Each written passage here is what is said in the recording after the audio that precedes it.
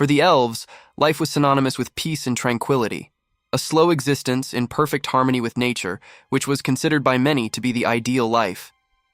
There was no need to hunt, as the forest provided everything. The bow and arrow were just tools to improve technique, not for survival. Communication with the spirits revealed the truths of the world, and the days passed in serene contemplation. A slow and peaceful life. But this age-old peace was not enough for the high elf Aesir. After 120 years of boredom, he decided to leave in search of excitement and adventure. The truth is, for him, this life had already run its course. Born with the mentality of a 30-year-old, 120 years of calm was more than enough. He called upon the spirits of the wind, an act as common and routine as breathing. But then, the inevitable conclusion came to light.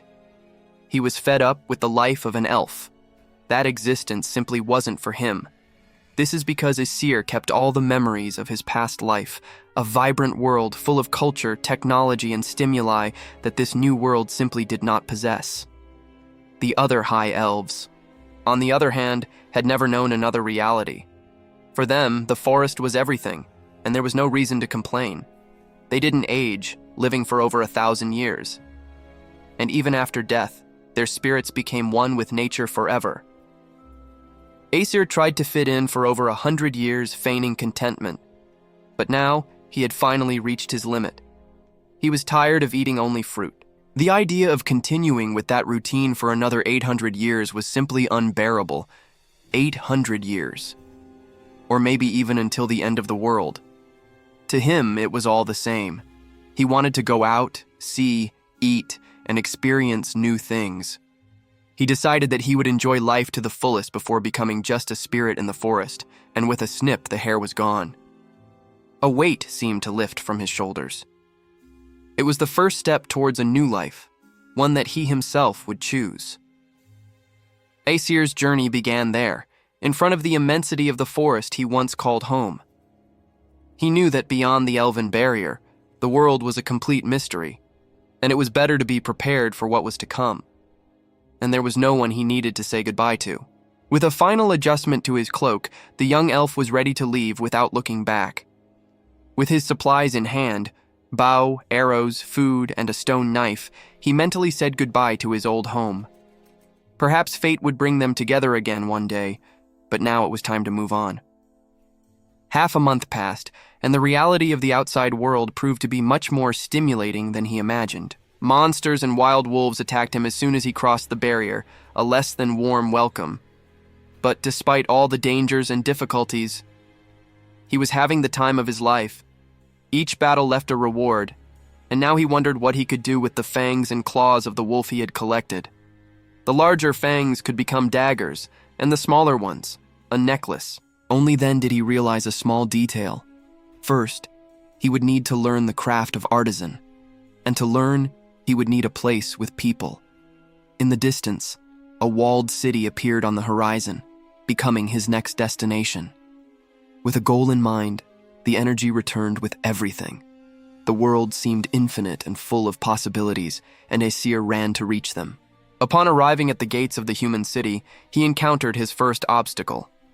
The guard explained that there was a fee to enter, 20 copper coins with identification or 1 silver without.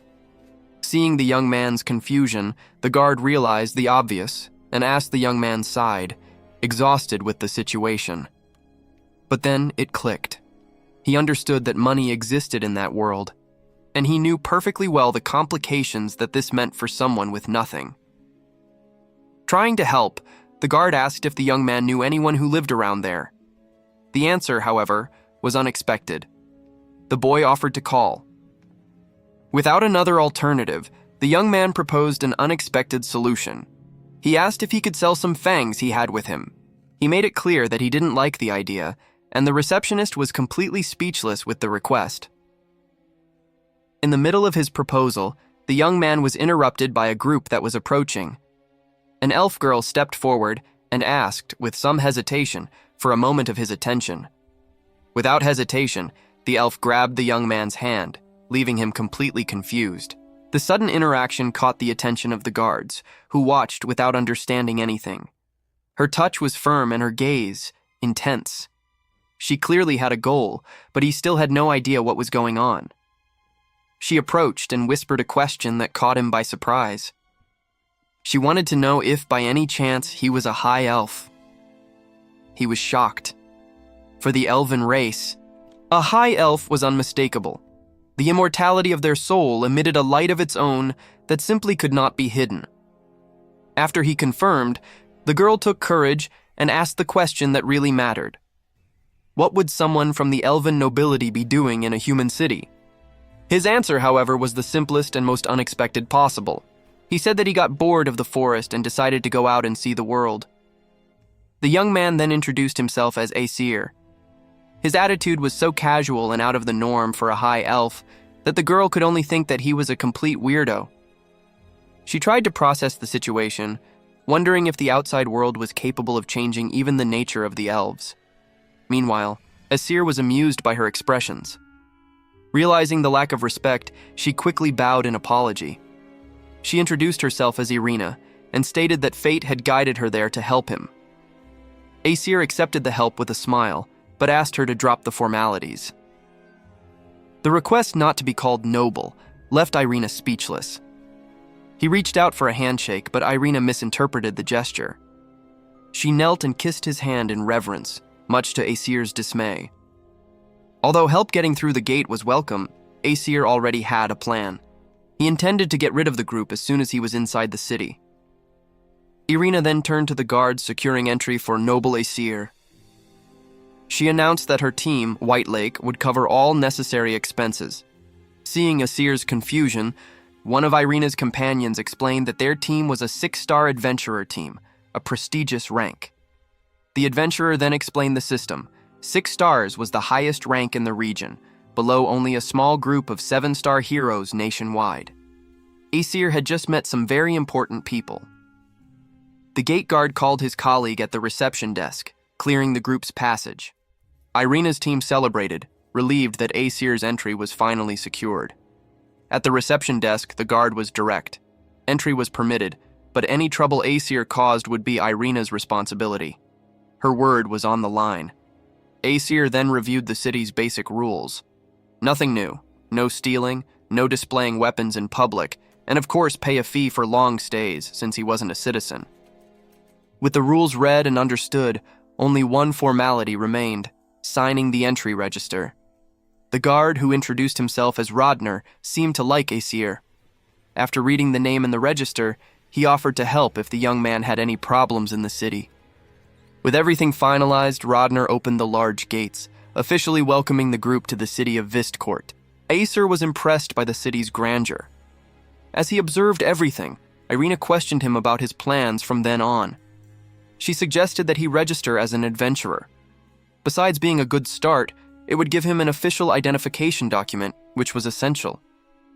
The idea of being an adventurer wasn't bad, but Aesir already had another priority in mind.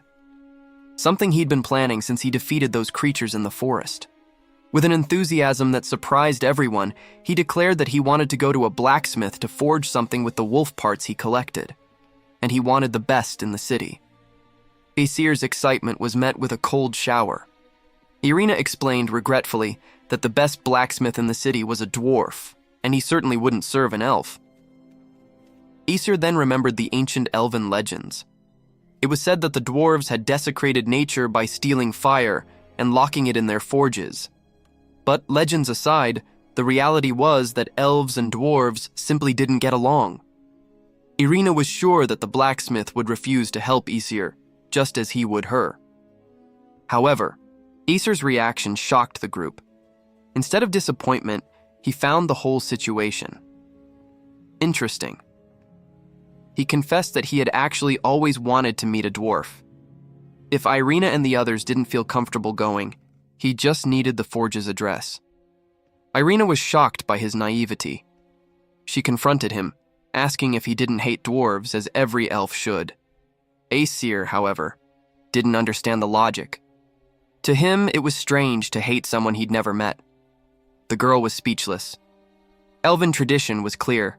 They detested dwarves and their metalwork, as the noise of the forges and the smoke scared the trees and polluted the forest. Aesir, however, simplified the matter. He thought the elves just hated the dwarves for hating. Period. He could even understand the fear of axes, but he didn't see what was so scary about cutlery. That's when reality hit.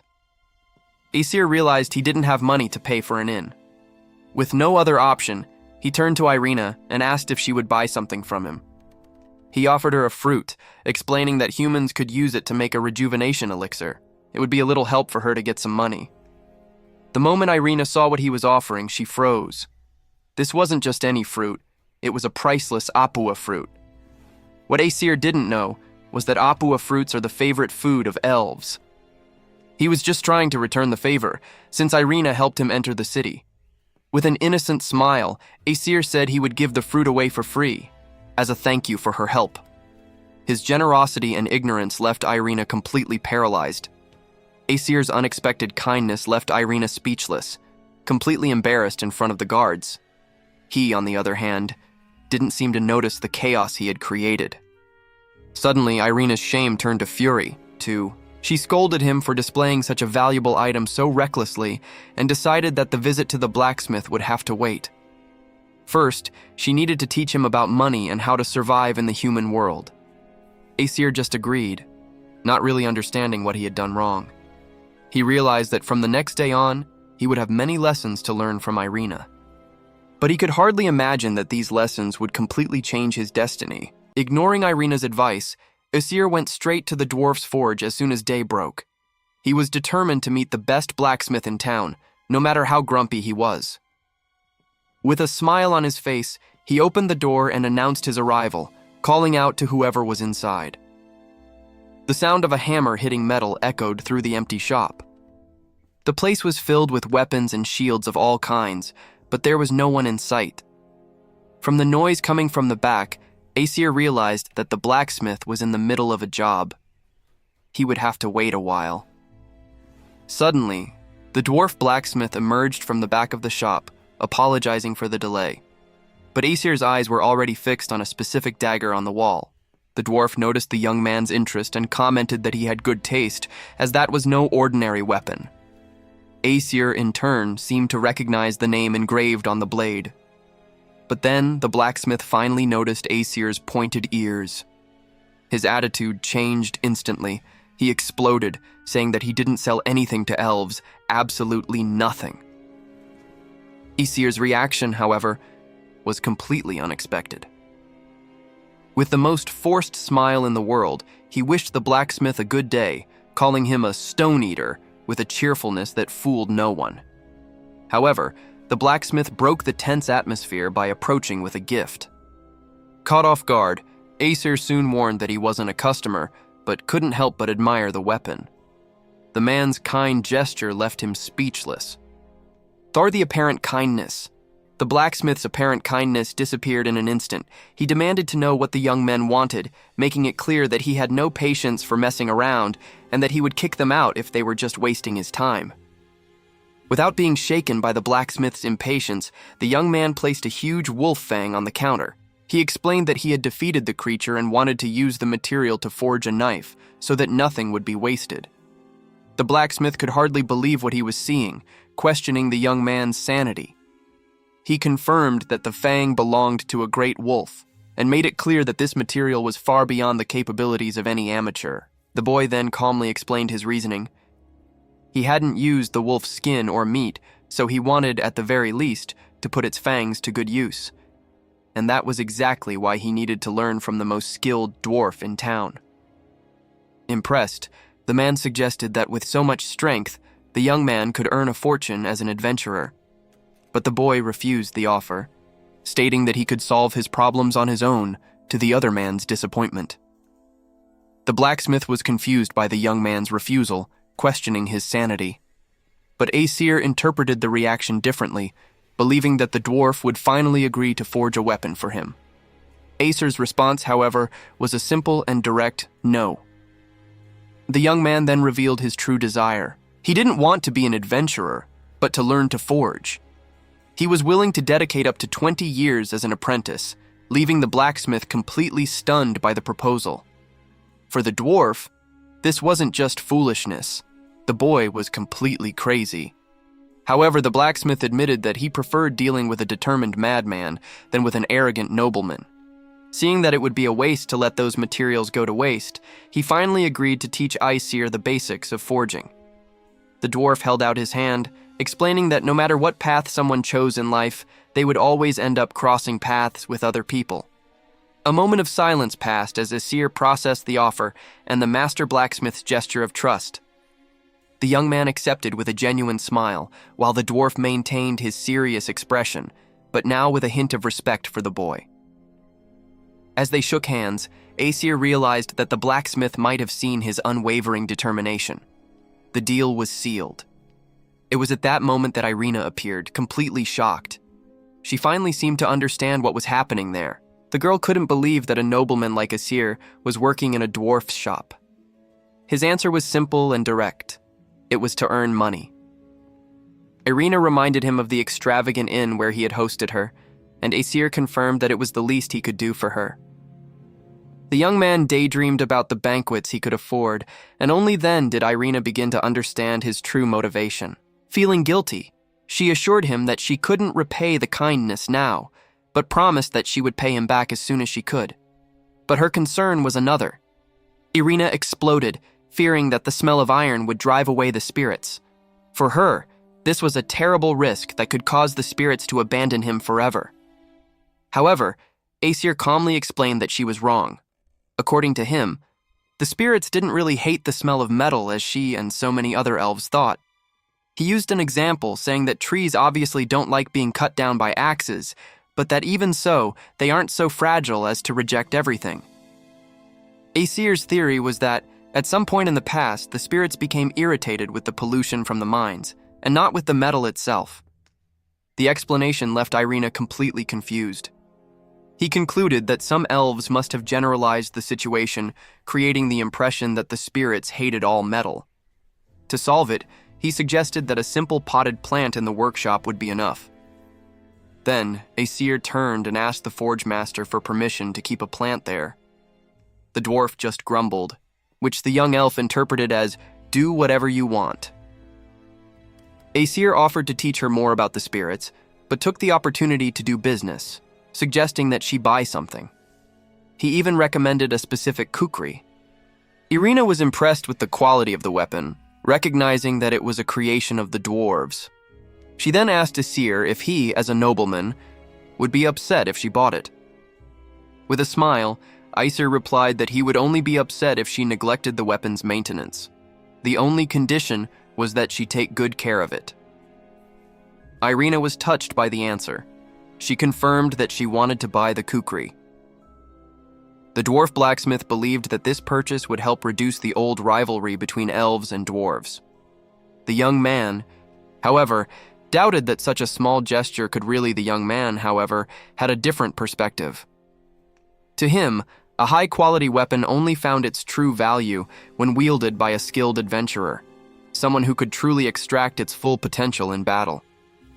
For him, the simple idea of a well-made weapon finding its master was reason enough for his joy. That was the real reward he sought in his work.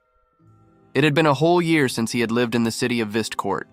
The sound of the forge, which echoed every day, was the soundtrack to his new life and the purpose he had finally found.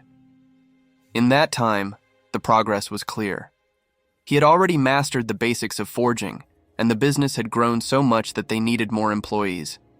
Even adventurer teams like Irina's became frequent customers of the workshop. The success of the forge brought a new problem, a shortage of metal products that affected the entire city. The neighbors begged the young man to intercede with the master, unaware that he had already passed on the people's complaints. The forge master responded directly. If ISEKAI'D wanted to help the extra customers so much, he should do the work himself. But he wouldn't leave him hanging, and offered to teach him how to do it. ISEKAI'D reflected on his situation. Despite enjoying the work at the forge and being paid for it, the truth is that Irina still covered most of his expenses. He felt like a supported elf. The cost of living was very high. Irina had taught him about the value of local money, and while a man was having fun at the bar, complaining about the situation to Rodner, Irina refused to accept Irina, then interrupted the conversation, reminding him that the elf was his guarantor. Because of this responsibility, she couldn't simply abandon him, no matter how much he complained about the situation. Without much choice, the elf gave in. She offered to arrange a safe place for them, as long as they left the inn. The man agreed, believing that this would also calm the situation with the other girl, and the group with. At that moment, the young man reflected on his journey and felt truly blessed. All the connections he had built up to that point brought a peace and gratitude that he wouldn't trade for anything. The conversation between his companions was about someone who was away. One of the girls was confident that she would convince the person on the way back, and the young man confirmed that Irina and the others were on a long mission. And it was to this place that the person they were so eagerly awaiting was returning. The meeting point where a decisive conversation was about to take place. Martina's arrival was in complete despair. The young woman grabbed the boy and begged for help. She revealed that a spirit had gone completely out of control and that they were the only hope to stop it. The girl's desperate plea caught the attention of everyone in the workshop. Realizing that it wasn't the ideal place for that conversation, the young man suggested that they go to a more private place and led her away from prying eyes. To avoid more curious looks, they went to a more private place. The girl warned him that the explanation would be long and complicated, but the young man was willing to listen to every word. Before starting, she warned him one last time. The story she was about to tell was not pretty, and what he was about to hear would be heavy. Martina began to explain the situation. They had received a request from the city of Garalay, 2 weeks away. The request was specifically for Irina, as the problem involved a spirit. The city's river had been contaminated, and a water spirit was completely out of control. The residents, believing it to be a curse, asked them to go there to end the problem. The consequences were serious. Anyone who drank that water became ill for an unknown reason. Irina's first suspicion was that one of the residents had angered the spirit. However, there was a strange detail. While the fish were dying in large numbers, the vegetation on the banks of the river remained completely intact. That didn't make sense. While listening to the report, Aesir began to put the pieces together.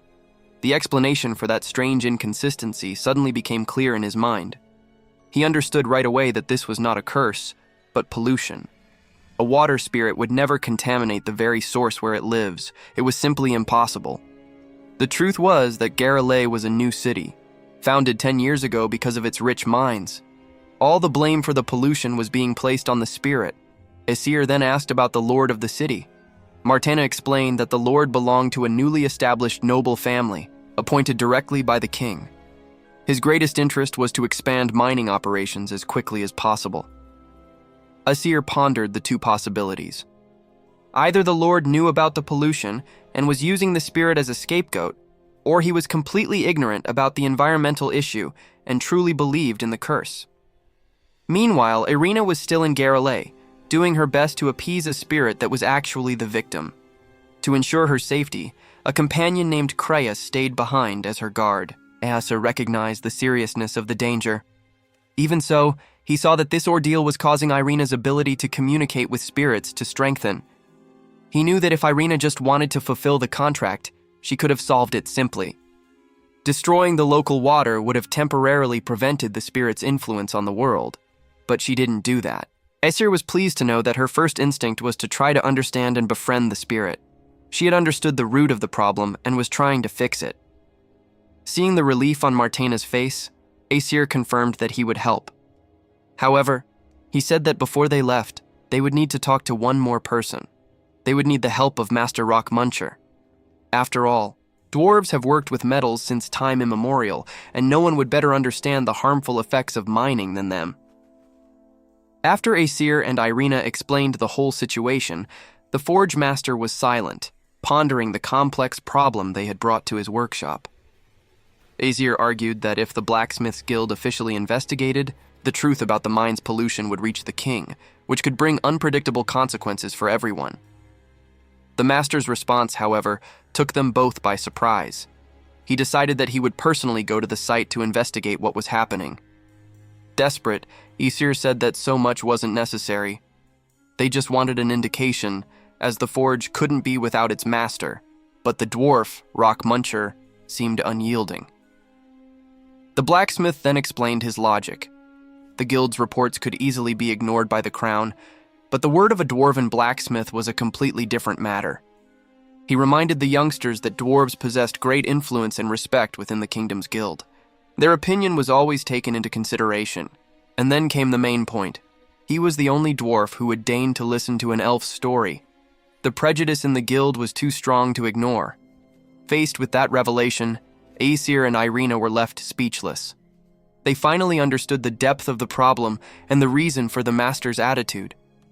The dwarf's frankness ended up breaking the tension, and Aesir couldn't help but let out a sheepish laugh, questioning the reason for the grace. But the decision didn't just affect the three of them. All the forge's employees were aware that this was an issue that concerned them all. The closing of the Garrelay mine would mean an absurd increase in the price of metals, in addition to creating strong opposition to any new exploration in the future. Their livelihood was at stake. With everyone's support, the master prepared and set off towards the guild in the royal capital. The mission to resolve the bureaucracy was up to him. As the dwarf went on his way, his confidence that he would succeed was great. The real challenge, however, would be dealing with the Lord of Garrelay. Aesir and Irina, on the other hand, took a different route. He, as an elf, would do what only he could, go straight to the source of the problem, and talk to the water spirit. Upon arriving in the forest, they found a man. Upon seeing Irina, the guard, Krayas, turned pale and whispered the name Martena, as if he were seeing a ghost. The tension dissipated instantly. The guard, Krayas, collapsed in relief, explaining that he was holding things together there, and that he could finally relax. Aesir then explained the nature of that place.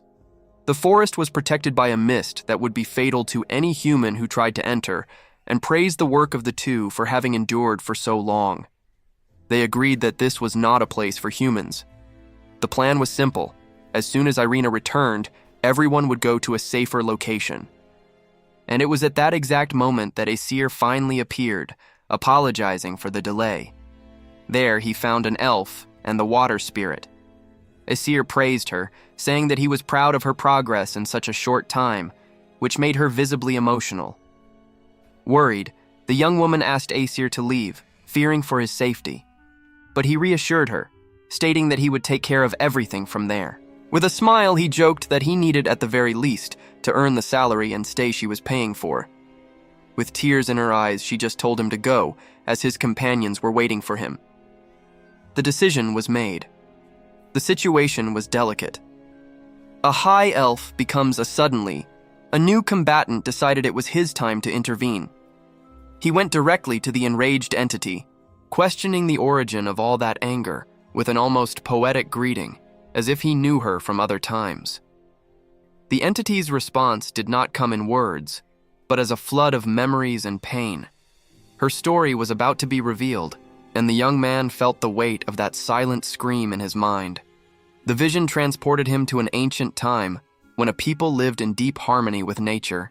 Their reverence was so great that the spirit of the local spring was worshipped as a true goddess. Until one day, the peace of that people was destroyed by an invasion. The survivors were forced to adapt to the new imposed culture, but secretly, they never abandoned their beliefs. However, the descendants of the tribe strongly opposed the mining project on their lands.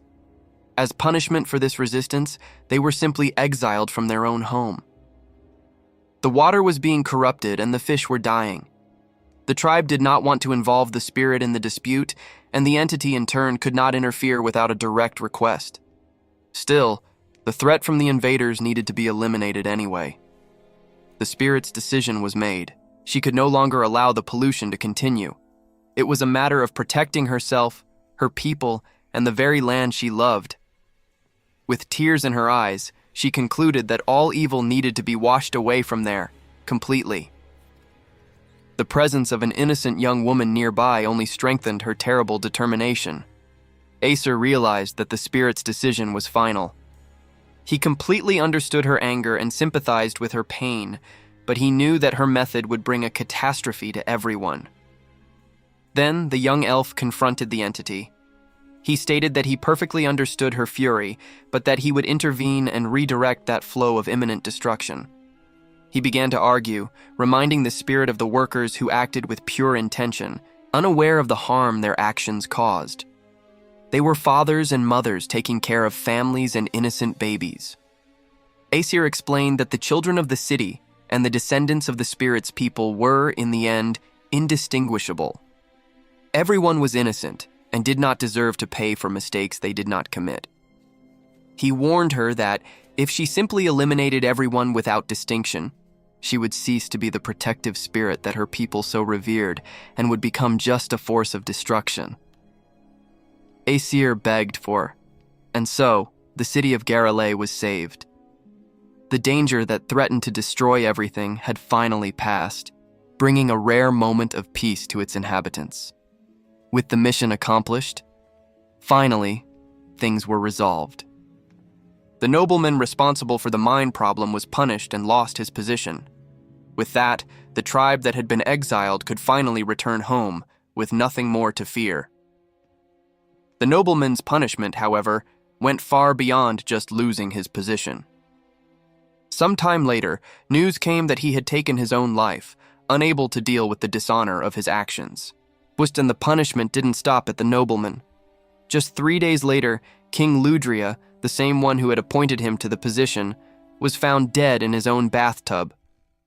The king's death soon raised suspicions. Rumor had it that the dismissed lord, driven by rancor, had sacrificed his own life to cast a curse on the monarch. However, the truth behind everything remained a mystery. The news about the king's death and the alleged curse did not take long to spread.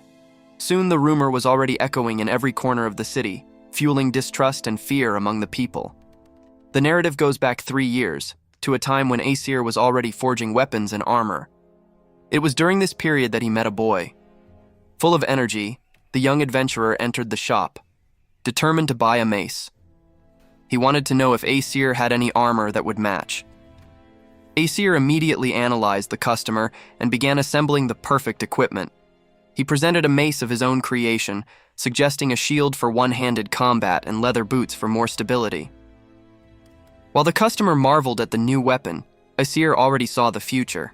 The boy had real potential, and if everything went right, he would become a loyal customer, always coming back for even better equipment. A loyal customer. The possibility of being sought out again by that raw talent left Aesir genuinely motivated. It was a future he could hardly wait to see. That young talent's name was Astor. As the boy said goodbye, Aesir was already genuinely eager to see him again and continue what they had started.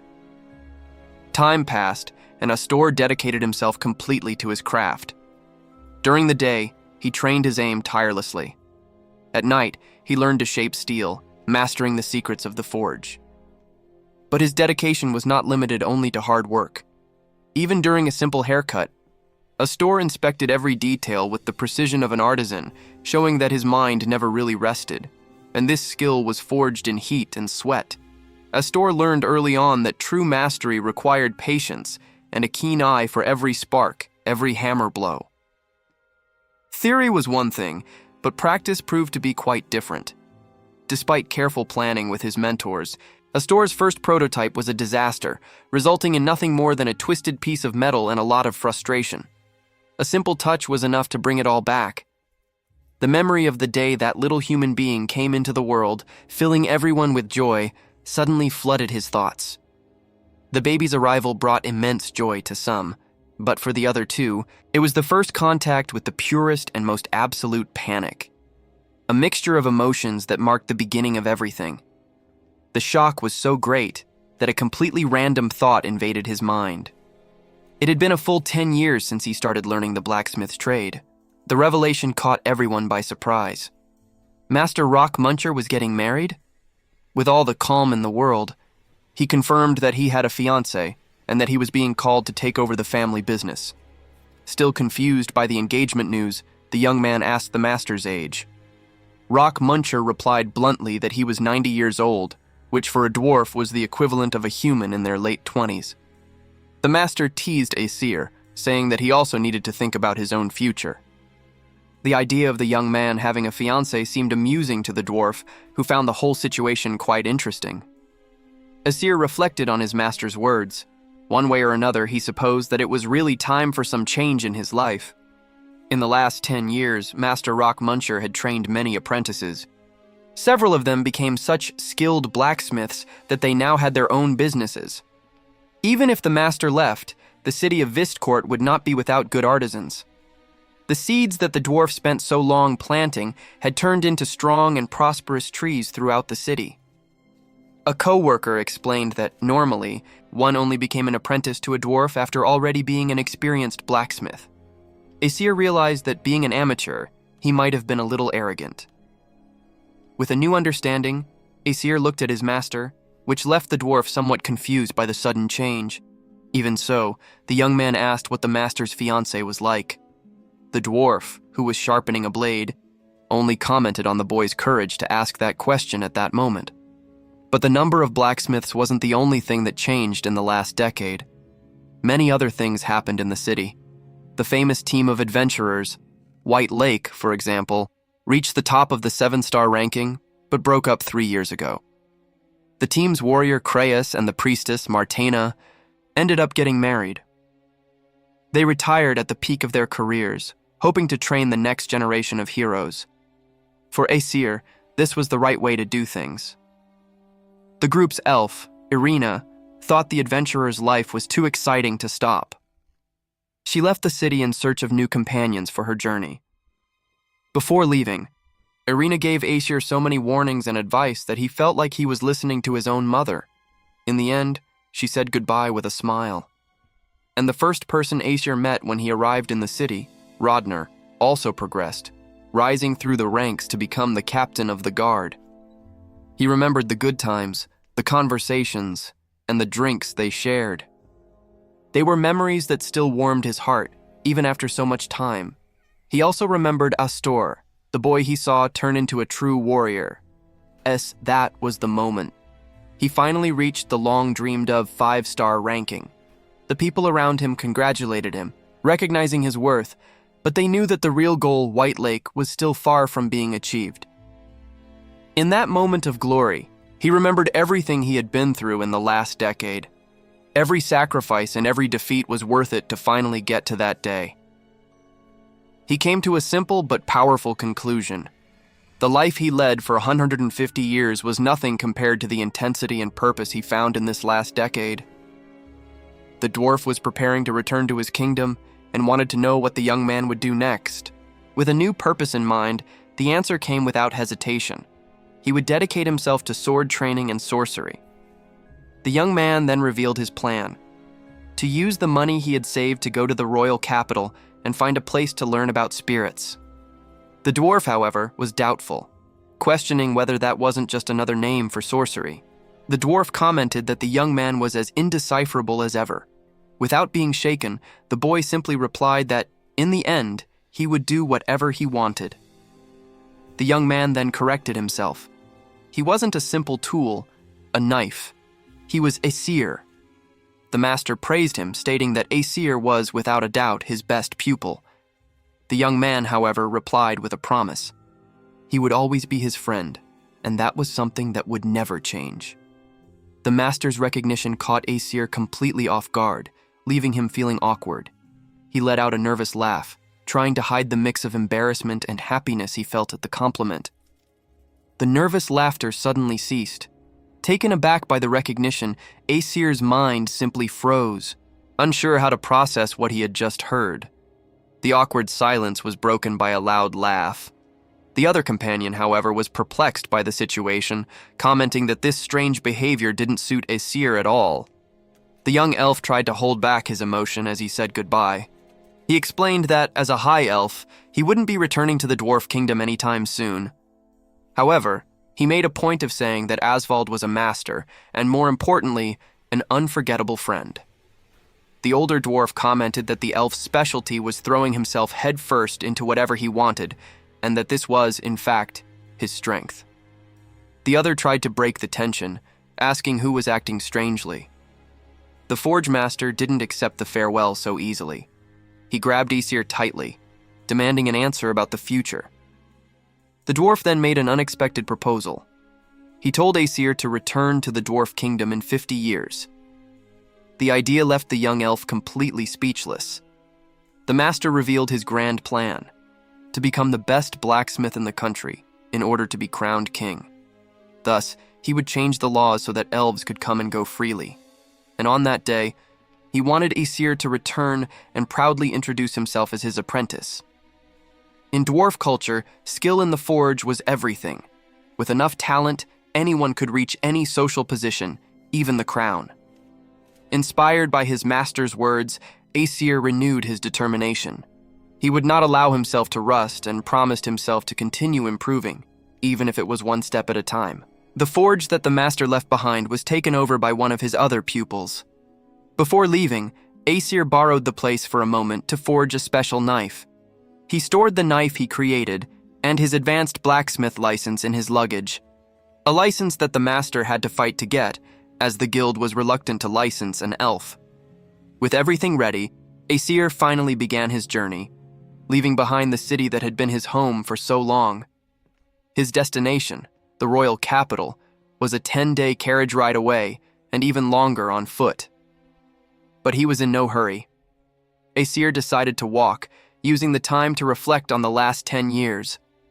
He set off towards the capital, unaware that his path and Irina's were about to cross with much older mysteries.